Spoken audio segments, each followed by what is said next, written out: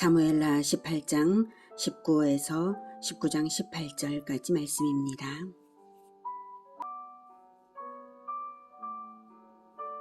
사독의 아들 아히마아스가 이르되, 청하건대 내가 빨리 왕에게 가서 여호와께서 왕의 원수 갚아주신 소식을 전하게 하소서. 요압이 그에게 이르되, 너는 오늘 소식을 전하는 자가 되지 말고 다른 날에 전할 것이니라. 왕의 아들이 죽었나니 네가 오늘 소식을 전하지 못하리라. 하고 요압이 구스 사람에게 이르되, 네가 가서 본 것을 왕께 아뢰라. 하매 구스 사람이 요압에게 절하고 다름질하여 가니, 사랑하는 형제 여러분, 6월 16일 목요일 새벽 목상에 오신 것을 환영합니다. 다윗의 범죄로 인한 하나님의 징계는 사람의 매와 인생의 채찍이었습니다. 사무엘하 7장 14, 15절에 하나님께서 다윗 언약을 주실 때에 이렇게 말씀하셨죠.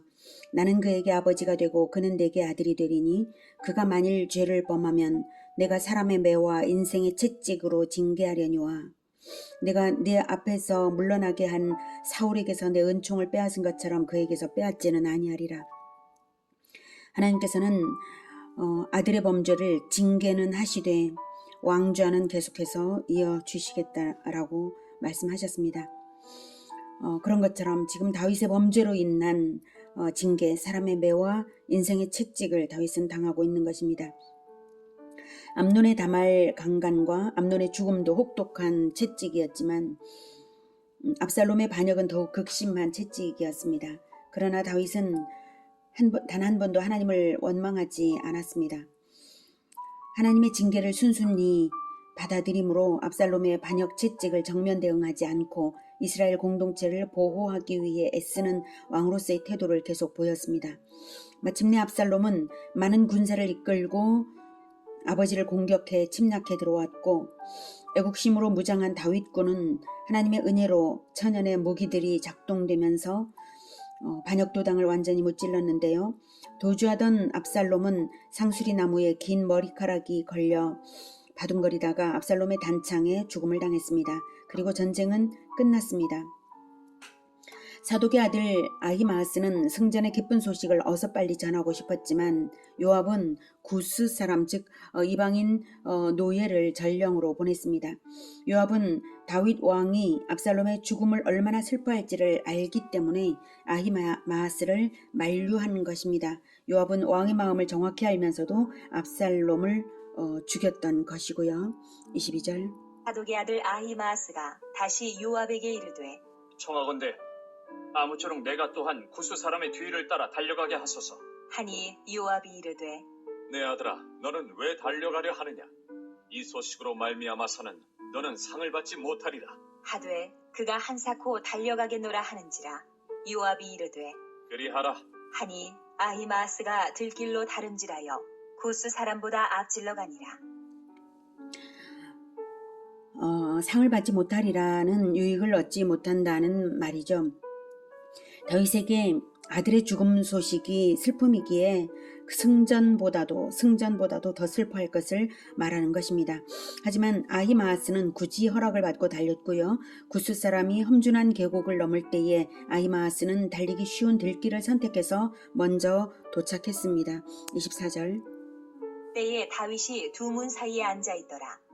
바수꾼이 성문 위층에 올라가서 눈을 들어보니 어떤 사람이 홀로 달려오는지라. 바수꾼이 외쳐 왕께 아뢰매 왕이 이르되, 그가 만일 혼자면 그의 입에 소식이 있으리라. 할 때에 그가 점점 가까이 오니라. 네, 혼자면 승전 소식일 것이고 여럿이면 패잔병들이 돌아오는 것이죠. 혼자 온다니까 기대감을 가지는 것입니다. 26절 바수꾼이 본즉 한 사람이 또 달려오는지라. 바수꾼이 문지기에게 외쳐 이르되, 보라, 한 사람이 또 혼자 달려온다. 하니 왕이 이르되, 그도 소식을 가져오느니라. 바수꾼이 이르되, 내가 보기에는 앞선 사람의 다름질이 사독의 아들 아히마아스의 다름질과 같으니이다. 하니 왕이 이르되, 그는 좋은 사람이니 좋은 소식을 가져오느니라. 하니라. 네.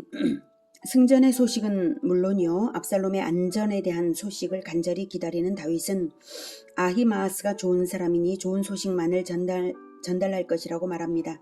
다윗은 전령들이 각각 따로 오는 이유를 이미 예민하게 감을 잡고 있는 것입니다. 28절. 아히마아스가 외쳐 왕께 아뢰되 평강하옵소서. 하고 왕 앞에서 얼굴을 땅에 대고 절하며 이르되 왕의 하나님 여호와를 찬양하리로소이다.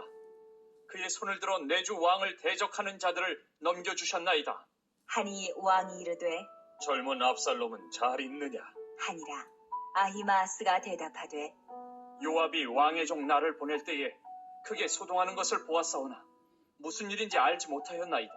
하니 왕이 이르되 물러나 거기 서 있으라. 함에 물러나서 서 있더라. 아히마아스는 승전의 소식을 기쁘게 전하고 그리고 압살롬의 죽음은 차마 전하지를 못하여서 에둘러 낌새만 전달을 했습니다. 요압이 왕의 종 나를 보낼 때에 크게 소동하는 것을 보았사오나 무슨 일인지 알지 못하나이다. 이 말은 또한 압살롬의 죽음에 요압의 적극적인 살해 의도가 있었음을 암시하는 말이기도 합니다. 아히마아스는 알고 있으니까요. 또한 자기가 직접 압살롬의 죽음을 말하지도 않았고 요압을 고발한 것도 아니고 다만 왕으로 하여금 진실을 알아차릴 수 있도록 낌새만 전달을 한 것입니다. 31절. 구스 사람이 이르러 말하되 내 주 왕께 아랠 소식이 있나이다. 여호와께서 오늘 왕을 대적하던 모든 원수를 갚으셨나이다. 하니 왕이 구스 사람에게 묻되 젊은 압살롬은 잘 있느냐?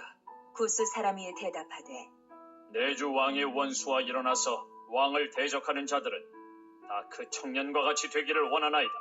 하니 왕의 마음이 심히 아파 문 위층으로 올라가서 오니라. 그가 올라갈 때에 네.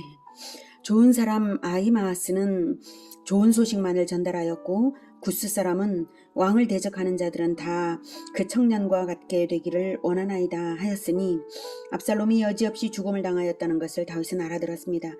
사실 다윗은 하나님께서 예고하신 대로 사무엘라 12장 10절에서 하나님이 말씀하신 대로 이제 내가 나를 업신여기고 햇사람 우리아의 아내를 빼앗아 내 아내로 삼았은즉 칼이 내 집에서 영원토록 떠나지 아니하리라 말씀하신 대로 암논이 죽은 것처럼 그 말씀하신 대로 압살롬도 죽을지 모른다는 것을 예감하고 있었고 두려움과 떨림으로 소식을 기다리고 있었던 것입니다.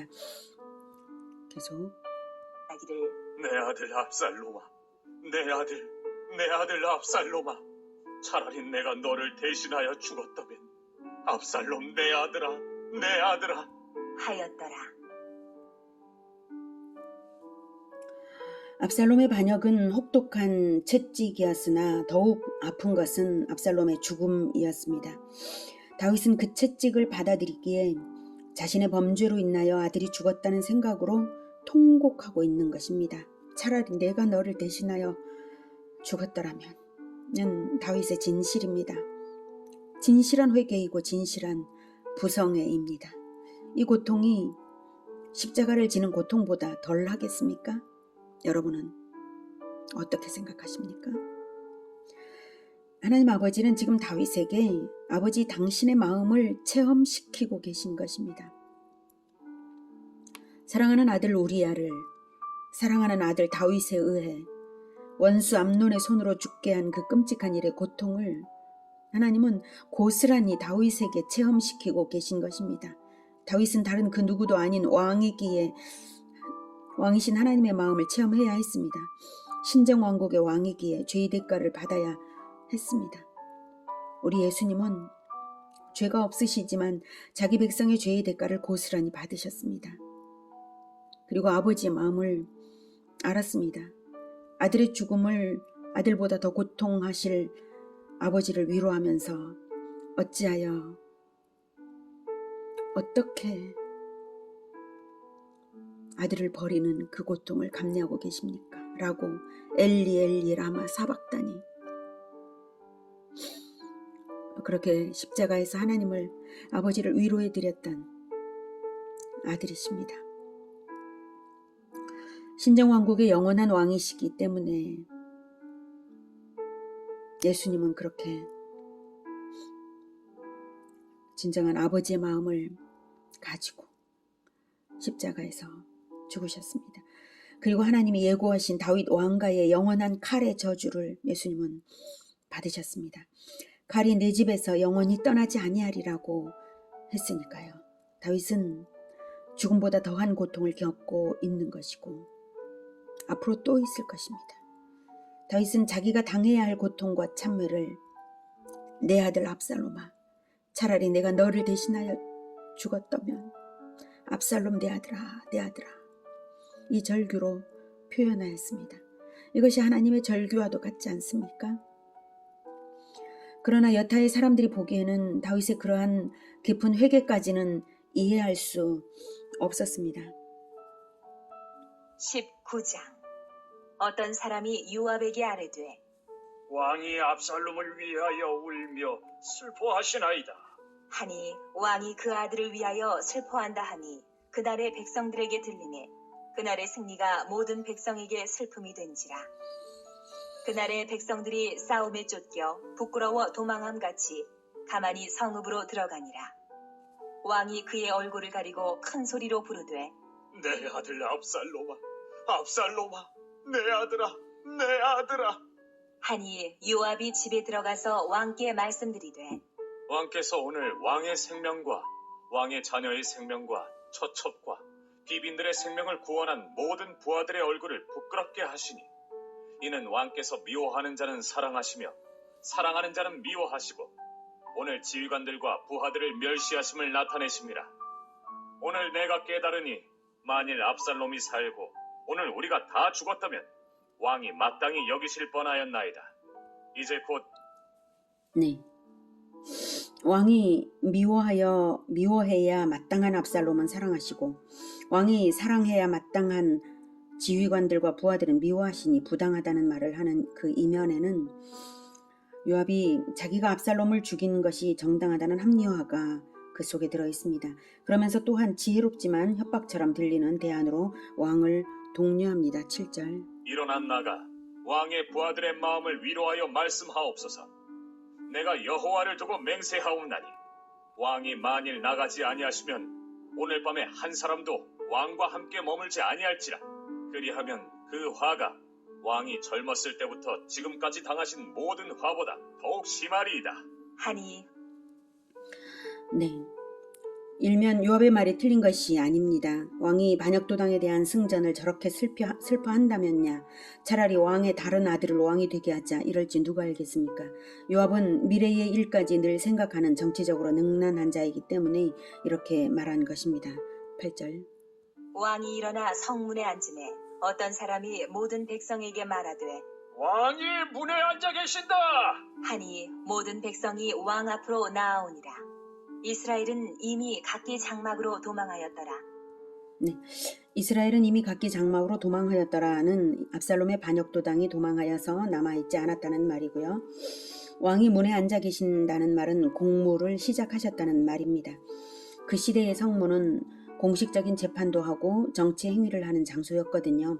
왕이 슬픔을 추스렸으니 이제 승전에 따라 나라를 새롭게 하실 것을 기대하고 백성들이 나왔습니다. 승전의 축사도 하셨을 것이고 승전의 기쁨을 나누었겠죠. 오늘은 승전의 소식과 아들의 죽음 소식을 동시에 접하는 다윗의 통곡을 통해 진정한 회개심과 왕의 마음과 하나님의 마음을 중층적으로 들여다보았습니다. 하나님은 지금도 범죄로 죽어가는 아들들을 보시면서 통곡하시고 계십니다. 우리가 빨리 달려서 좋은 소식만을, 승전의 좋은 소식만을 전해드릴 수 있는 자가 되기를 기원합니다. 하나님께 오늘은 누가 대속주 예수님을 영접하여서 하나님께 돌아왔노라고, 모든 사람이 다 그와 같이 되기를 바라나이다 라고, 또한 우리 모두가 예수님과 같이 대속의 십자가를 지는 자가 되기를 바라나이다 라고 그렇게 영광 올려드리는 우리 모두가 되기를 기원합니다. 기도하겠습니다. 하나님은 지금도 아들의 죽음 소식과 승전의 소식을 듣고 계십니다. 우리는 오직 승전의 소식만을 하나님께 빨리 알려드리는 그런 자들이 되기 원합니다. 주님, 우리를 통하여서는 결코 아들의 죽음을 듣지 않으실 수 있기를. 주여, 우리를 통하여서는 오직 예수 그리스도의 군대의 승전만이 있기를 간절히 원하오니 주님, 우리를 사용하여 승리하여 주시옵소서. 예수님의 이름으로 기도드립니다. 아멘. 이어지는 시간은 개인 기도 시간입니다.